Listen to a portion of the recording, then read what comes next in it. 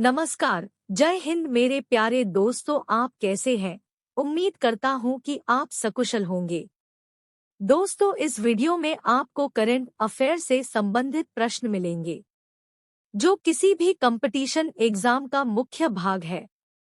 आप इन प्रश्नों का अध्ययन कर एक अच्छा स्कोर प्राप्त कर सकते हैं। तो चलिए वीडियो शुरू करते हैं।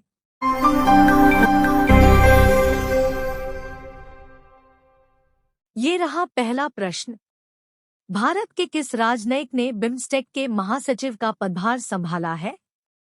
ए. शांतनु झा, बी. मनोज कुमार, सी. दलजीत सिंह, डी. इंद्रमणि पांडे। इस प्रश्न का सही जवाब है डी. इंद्रमणि पांडे। स्पष्टीकरण: Indramani Pandey bay of Bengal initiative for multi sectoral technical and economic corporation BIMSTEC के महासचिव के रूप में नियुक्त किया गया है। ये रहा दूसरा प्रश्न। निम्न में से किस शहर में एलोरा अजंता महोत्सव का आयोजन किया गया? ए. औरंगाबाद, बी. छत्रपति संभाजीनगर, सी. कोलकाता, डी. जोधपुर। इस प्रश्न का सही जवाब है बी. छत्रपति संभाजीनगर। स्पष्टीकरण: एलोरा अजंता अंतर्राष्ट्रीय महोत्सव 2024 2 से 4 फरवरी से छत्रपति संभाजीनगर, औरंगाबाद, महाराष्ट्र में आयोजित किया जाएगा। यह महोत्सव एलोरा और अजंता की गुफाओं की समृद्ध सांस्कृतिक विरासत का जश्न मनाने के लिए आयोजित किया जाता है। ये रहा तीसरा प्रश्न। भारत का दूसरा सबसे बड़ा केबल ब्रिज किस राज्य में खोला गया है? ए. केरल, बी. महाराष्ट्र, सी. गोवा, डी. हिमाचल प्रदेश। इस प्रश्न का सही जवाब है सी. गोवा। स्पष्टीकरण: न्यू जुआरी ब्रिज, जिसे आमतौर पर मनोहर सेतु के नाम से भी जाना जाता है, भारत के गोवा में जुआरी नदी पर एक पुल है जो उत्तरी गोवा और दक्षिण गोवा के जिलों को जोड़ता है। 2022 में खोला गया 640 मीटर 2100 फीट की कुल लंबाई के साथ न्यू जुआरी ब्रिज भारत का दूसरा सबसे लंबा केबल रुका हुआ पुल है। ये रहा चौथा प्रश्न। निम्न में से किस राज्य ने लक्ष्मी सिंह को पहली महिला पुलिस कमिश्नर नियुक्त किया है? ए. उत्तर प्रदेश, बी. बिहार, सी. ओडिशा, डी. पश्चिमी बंगाल। इस प्रश्न का सही जवाब है ए. उत्तर प्रदेश। स्पष्टीकरण: उत्तर प्रदेश के गौतम बुद्ध नगर में पुलिस कमिश्नर पद पर लक्ष्मी सिंह को तैनात कर दिया गया है। वे नोएडा की टॉप कॉप होंगी। यूपी में इस पद तक पहुंचने वाली वे पहली महिला अधिकारी बन गई है। ये रहा पांचवा प्रश्न। किस राज्य द्वारा नीलगिरी तहर के संरक्षण के लिए एक योजना शुरू की गई है? ए. केरल, बी. महाराष्ट्र, सी. गुजरात, डी. तमिलनाडु। इस प्रश्न का सही जवाब है डी. तमिलनाडु। स्पष्टीकरण: तमिलनाडु के मुख्यमंत्री के स्टालिन ने चेन्नई में सचिवालय में आयोजित एक समारोह में एक पट्टिका का अनावरण करके तमिलनाडु के राज्य पशु के संरक्षण के लिए नीलगिरी तहर परियोजना शुरू की। ये रहा छठवां प्रश्न। लायन ऑफ द स्काइज नामक पुस्तक निम्न में से किसके द्वारा लिखी गई है? A. Anuradha Johri, B. Radhika Sharma, C. Stephen Worker, D. Anthony D'Souza. इस प्रश्न का सही जवाब है सी. Stephen Worker. स्पष्टीकरण: स्टीफन वर्कर ने प्रथम विश्व युद्ध और ब्रिटिश नागरिक युद्धों से संबंधित काम में विशेषज्ञता रखते हुए विभिन्न प्रकार के दर्शकों के लिए अतीत को दिलचस्प, प्रासंगिक और रोमांचक बनाते हुए अपनी सैन्य विरासत के बारे में लोगों की समझ को बढ़ावा देने के लिए काम किया है। उन्होंने ऑक्सफोर्ड विश्वविद्यालय, ऑक्सफोर्ड ब्रूक्स विश्वविद्यालय, ऑक्सफोर्ड शायर के सैनिकों, बैनबरी संग्रहालय और बैटलफील्ड्स ट्रस्ट के लिए सफल परियोजनाएं चलाई हैं। ये रहा 7वां प्रश्न।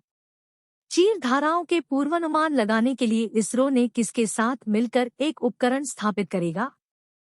ए. आंध्र विश्वविद्यालय, बी. बनारस हिंदू विश्वविद्यालय, C. IIT Madras, D. IIT Bombay.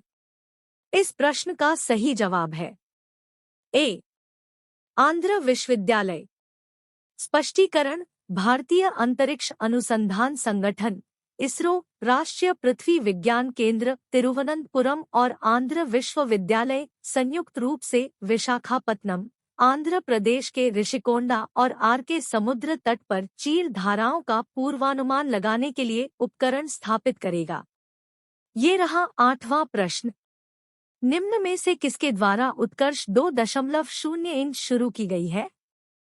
ए. गृह मंत्रालय, B. Reserve bank of India, C. Delhi, D. Gujarat.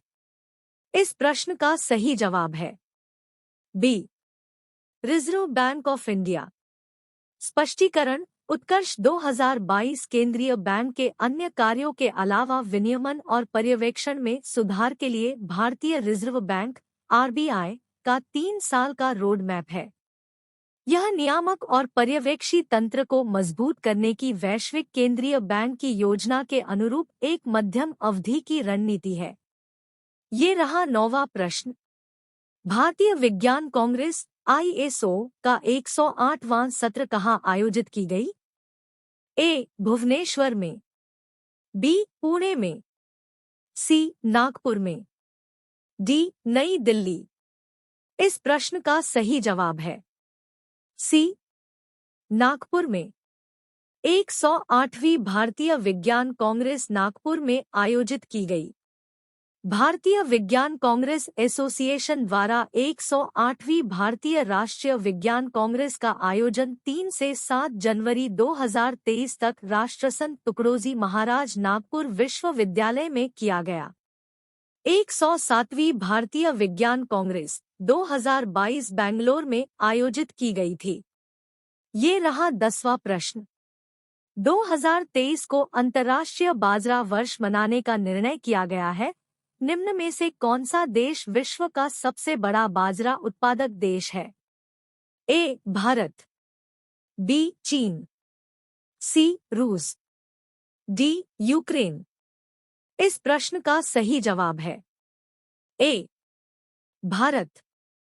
स्पष्टीकरण: दुनिया भर में साल 2023 को अंतर्राष्ट्रीय बाजरा वर्ष के रूप में मनाया जा रहा है। भारत सरकार का लक्ष्य बाजरा के अंतर्राष्ट्रीय वर्ष को एक जन आंदोलन बनाना है और भारत को बाजरा के लिए वैश्विक हब के रूप में स्थापित करना है। भारत दुनिया में बाजरा का सबसे बड़ा उत्पादक देश है। प्रिय मित्रों, आपने अभी तक हमारा चैनल सब्सक्राइब नहीं किया है तो प्लीज सब्सक्राइब कर लीजिए। इस चैनल पर आपको कंपटीशन से संबंधित महत्वपूर्ण वीडियो मिलेगी जो आपकी तैयारी में मदद करेंगे। धन्यवाद। वीडियो कंटिन्यू करते हैं। ये रहा 11वां प्रश्न। किसके द्वारा प्रज्वलन लॉन्च किया गया है? ए. ग्रामीण विकास मंत्रालय, बी. शिक्षा मंत्रालय, सी. स्वास्थ्य और परिवार कल्याण मंत्रालय, डी. गृह मंत्रालय। इस प्रश्न का सही जवाब है ए. ग्रामीण विकास मंत्रालय। स्पष्टीकरण: ग्रामीण विकास मंत्रालय ने ग्रामीण अर्थव्यवस्था को बदलने वाले विचारों, समाधानों और कार्यों को आमंत्रित करते हुए प्रज्वला चैलेंज लॉन्च किया। ये रहा 12वां प्रश्न। निम्न में से किस राज्य ने राजस्व पुलिस व्यवस्था को खत्म करने का फैसला किया है? ए. तमिलनाडु, बी. गोवा, सी. ओडिशा, डी. उत्तराखंड। इस प्रश्न का सही जवाब है डी. उत्तराखंड। स्पष्टीकरण: उत्तराखंड सरकार ने 3 जनवरी 2023 को राज्य में राजस्व पटवारी पुलिस व्यवस्था को समाप्त कर दिया। सभी 1800 राजस्व गांव अब नियमित पुलिस व्यवस्था के तहत होंगे। इसकी शुरुआत 150 साल पहले अंग्रेजों ने की थी। ये रहा 13वां प्रश्न। हाल ही में किस राज्य ने मुख्यमंत्री सुखाश्रम सहायता कोष शुरू किया है? ए. हिमाचल प्रदेश, बी. बिहार, सी. झारखंड, डी. मध्य प्रदेश। इस प्रश्न का सही जवाब है ए. हिमाचल प्रदेश। स्पष्टीकरण: हिमाचल प्रदेश के मुख्यमंत्री के तौर पर शपथ लेने के बाद सुखविंदर सिंह सुक्खू सचिवालय न जाकर अनाथालय गए थे।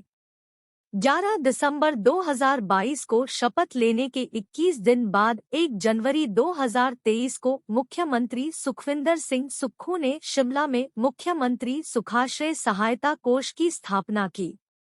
ये रहा 14वां प्रश्न। दुनिया के सबसे ऊंचे युद्ध क्षेत्र सियाचिन में तैनात होने वाली पहली महिला अधिकारी कौन है?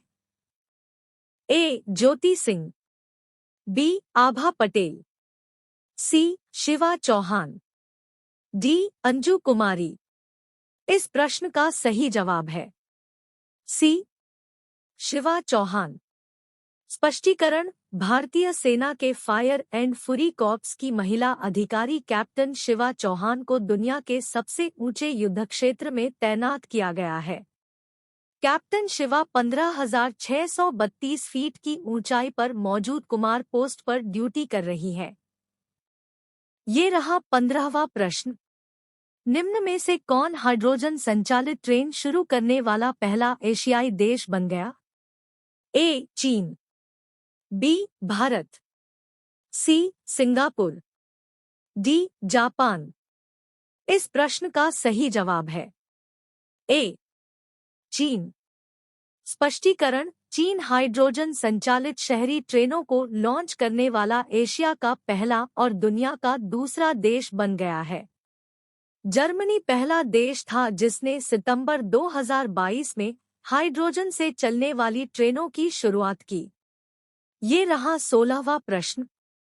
प्रवासी भारतीय दिवस सम्मेलन का 17वां संस्करण किस स्थान पर आयोजित किया जाएगा? ए. भुवनेश्वर, बी. इंदौर, सी. नागपुर, डी. नई दिल्ली। इस प्रश्न का सही जवाब है बी. इंदौर। स्पष्टीकरण: 17वां प्रवासी भारतीय दिवस सम्मेलन जनवरी के 8 से 10, 2023 तक इंदौर में मध्य प्रदेश सरकार की साझेदारी में आयोजित किया जा रहा है। इस पीबीडी कन्वेंशन का विषय प्रवासी अमृत काल में भारत की प्रगति के लिए विश्वसनीय भागीदार है। ये रहा 17वां प्रश्न। भारत का पहला ग्रीन हाइड्रोजन ब्लेंडिंग ऑपरेशन किस शहर में शुरू किया गया? ए. पुरी, बी. इंदौर, सी. भोपाल, डी. सूरत। इस प्रश्न का सही जवाब है डी. सूरत। स्पष्टीकरण: जिसकी शुरुआत एनटीपीसी के कवास टाउनशिप, सूरत के piped natural gas PNG network में ग्रीन हाइड्रोजन ब्लेंडिंग के साथ की गई है। यह प्रोजेक्ट एनटीपीसी और गुजरात गैस लिमिटेड जीजीएल का एक जॉइंट वेंचर है। इस प्रोजेक्ट के पहले ग्रीन हाइड्रोजन मॉलिक्यूल को प्रोजेक्ट चीफ पी रामप्रसाद ने शुरू किया। ये रहा 18वां प्रश्न। अहमदाबाद दिल्ली संपर्क क्रांति का नाम बदलकर क्या रखा गया है? ए. अखंड एक्सप्रेस, बी. अटल एक्सप्रेस, सी. सरदार एक्सप्रेस, डी. अक्षरधाम एक्सप्रेस। इस प्रश्न का सही जवाब है डी. अक्षरधाम एक्सप्रेस। स्पष्टीकरण: अहमदाबाद से दिल्ली के रूट पर चलने वाली ट्रेन अहमदाबाद दिल्ली संपर्क क्रांति एक्सप्रेस का नाम बदलकर अक्षरधाम एक्सप्रेस रख दिया गया है। ये रहा 19वां प्रश्न। दुनिया का सबसे लंबा क्रूज कहाँ लॉन्च किया जाएगा? ए. चीन, B. Bharat, C. America, D. France. इस प्रश्न का सही जवाब है बी. भारत। स्पष्टीकरण: विश्व का सबसे लंबा रिवर क्रूज एमवी गंगा विलास पहुंचा डिब्रूगढ़। डिब्रूगढ़ पीटीआई। विश्व का सबसे लंबा रिवर क्रूज एमवी गंगा विलास ने अपनी यात्रा पूरी कर ली। गंगा विलास की यात्रा उत्तर प्रदेश के वाराणसी से शुरू हुई थी। ये रहा 20वां प्रश्न। जागा मिशन के लिए निम्न में से किसने वर्ल्ड हैबिटेट अवार्ड 2023 जीता है? ए. ओडिशा, बी. महाराष्ट्र, सी. राजस्थान, डी. पश्चिम बंगाल। इस प्रश्न का सही जवाब है ए. ओडिशा। स्पष्टीकरण: ओडिशा राज्य ने हाल ही में अपनी 5टी पहल जगह मिशन के लिए UN habitat world habitat awards 2023 जीता है। इस पहल ने यह अवार्ड दूसरी बार जीता है। जगह मिशन ओडिशा में चलाया जा रहा एक स्लम उपग्रेडिंग प्रोग्राम है। ये रहा 21वां प्रश्न। निम्न में से किस देश को यूरोपीय संघ परिषद की अध्यक्षता दी गई है? A. Germany, B. Sweden, C. Kosovo, D. France. इस प्रश्न का सही जवाब है बी. स्वीडन। स्पष्टीकरण: 2023 की पहली छमाही में स्वीडन ने यूरोपीय संघ की परिषद की अध्यक्षता संभाली। 6 महीने तक स्वीडन ने यूरोपीय संघ को अधिक सुरक्षित, स्वतंत्र और हरित बनाने के उद्देश्य से परिषद में काम का नेतृत्व किया। ये रहा 22वां प्रश्न। निम्न में से किस राज्य में 18वें राष्ट्रीय स्काउट गाइड और गाइड जंबूरी का उद्घाटन किया है? ए. केरल, बी. महाराष्ट्र, सी. राजस्थान, डी. असम। इस प्रश्न का सही जवाब है सी. राजस्थान। स्पष्टीकरण: भारत की राष्ट्रपति श्रीमती द्रौपदी मुर्मू ने आज 4 जनवरी 2023 को पाली, राजस्थान में भारत स्काउट्स एंड गाइड्स के 18वें राष्ट्रीय जंबूरी का उद्घाटन किया। ये रहा 23वां प्रश्न। निम्न में से किस राज्य ने 2023 के पंचायत चुनावों से पहले दीदी सुरक्षा कवच और दीदी डाइट नाम से 2 कार्यक्रम शुरू किए? ए. ओडिशा, बी. महाराष्ट्र, सी. उत्तर प्रदेश, डी. पश्चिम बंगाल। इस प्रश्न का सही जवाब है डी. पश्चिम बंगाल। स्पष्टीकरण: इस अभियान का नाम दीदी सुरक्षा कवच रखा है। पश्चिम बंगाल में पंचायत चुनावों को ध्यान में रखते हुए सत्तारूढ़ पार्टी तृणमूल कांग्रेस ने लोगों तक पहुंचने के लिए इस अभियान को लॉन्च किया है। ये रहा 24वां प्रश्न। निम्नलिखित में से किस राज्य ने हाल ही में इमोइनो इरप्पा उत्सव मनाया है? ए. त्रिपुरा, बी. पश्चिम बंगाल, सी. असम, डी. मणिपुर। इस प्रश्न का सही जवाब है डी. मणिपुर। स्पष्टीकरण: इमोइनो इरात्पा या इमोइनो इरात्पा मणिपुर में मैतेई समुदाय द्वारा प्रमुख रूप से मनाया जाने वाला एक त्योहार है। यह देवी इमोइनो अहोंगबी को समर्पित है। इमोइनो या इमोइनो वह देवी है जिन्हें यह त्योहार समर्पित है। ये रहा 24वां प्रश्न। एशियन पैसिफिक पोस्टल यूनियन (एपीपीयू) के महासचिव के रूप में किसने पदभार ग्रहण किया है? ए. विनय प्रकाश सिंह, बी. रचना शर्मा, सी. सर्वेश यादव, डी. अंशुमान रॉय। इस प्रश्न का सही जवाब है ए. विनय प्रकाश सिंह। स्पष्टीकरण: विनय प्रकाश सिंह को 4 साल जनवरी 2023 से के कार्यकाल के लिए एपीपीयू के महासचिव के रूप में चुना गया था। यह पहली बार है कि कोई भारतीय डाक क्षेत्र में किसी अंतर्राष्ट्रीय संगठन का नेतृत्व कर रहा है। प्रिय मित्रों, आपको यह वीडियो कैसा लगा मुझे अवश्य बताएं। यदि आप चैनल पर पहली बार आए हैं तो प्लीज चैनल सब्सक्राइब अवश्य कर लें। वीडियो पसंद है तो शेयर व कमेंट करना ना भूलें। धन्यवाद। आपका दिन शुभ हो।